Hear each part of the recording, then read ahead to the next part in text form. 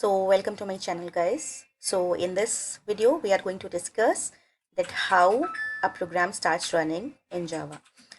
So we know that in Java everything goes in a class. Okay, when we write our source code file, it will be saved as .java extension, and then when we compile it, it will be changed into .class extension. Okay, then the main thing here is everything that we want to execute, we have to put it inside the main method. Okay, you can see this public static void main.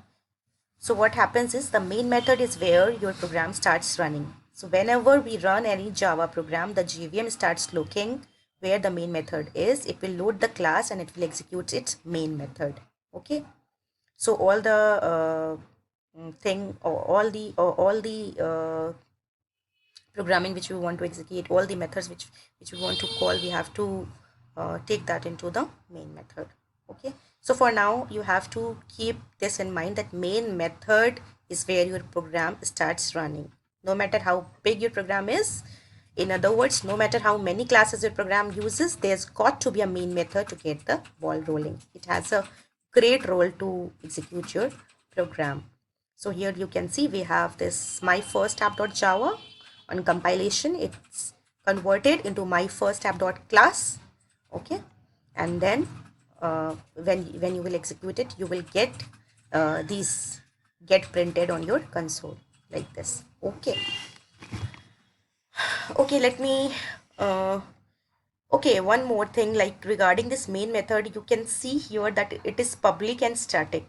So there is a reason that this particular method, this main method, has to be public and static. We will discuss that in a later video. Okay. Okay, let me show you how to run a program in Java. So I have installed Eclipse IDE on my system. I will create a separate video where I will teach you how to install it and how to set up the whole Java environment. Okay, so I'm going to create a short program, Java program, and execute in front of you guys. Okay, so first of all, I'm going to create a new Java project. I'm calling it head first. Okay, lessons. Then I'm going to finish it.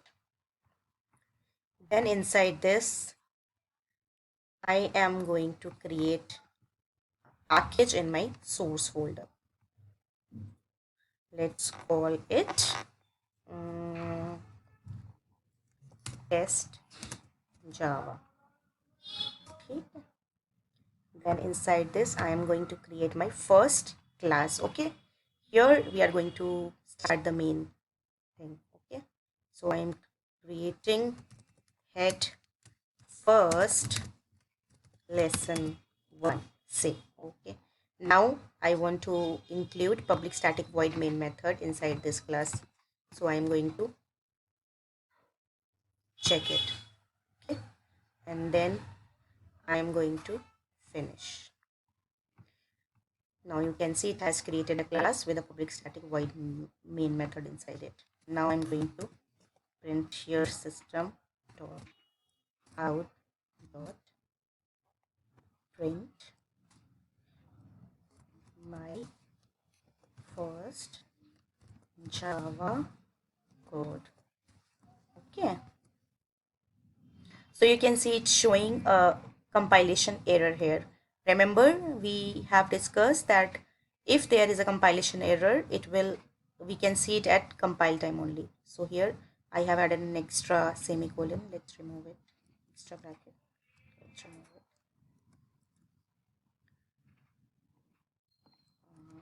Okay. So it's fine now. Now I'm going to run it. This is the button in Eclipse IDE where we can simply run it. So I'm going to run it. So now you can see the output on the console. So you can see when whatever I want to execute this particular line of code, so I have put that into my main method. Okay. So this is just to show you the example. We'll make more programs. We'll be solving programs related to the further topics like array strings in upcoming videos for sure. Okay. Okay, then let's see what's further in this book. So now here it's mentioned what can you say in the main method. So once you are inside the main method or any method, the fun begins. You can say all the normal things that you say in most programming languages to make the computer do something. So your code can tell the JVM to do something, like you can simply write a piece of code like for printing something or for doing some calculation or for some calling any inbuilt mathematical method. We have a maths class in Java and it has some inbuilt methods. So here it has called math.random method. Okay. Okay, let's just a second, guys. Why? What happened? Okay.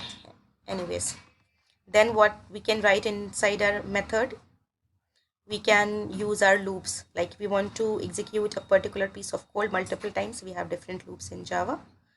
We have for loop, we have while loop. Okay, then we have for each loop as well.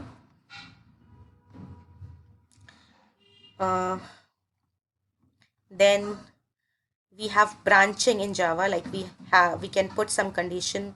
If particular condition is meeting, then only a piece of code should be executed. Like here they have given some value of x and they have put this condition, if the value of x is equals to 10, then only this particular piece of code should be executed. If the value is not equal to 10, then this condition should be executed. Okay, so then we have branching. We can put this also inside our main method.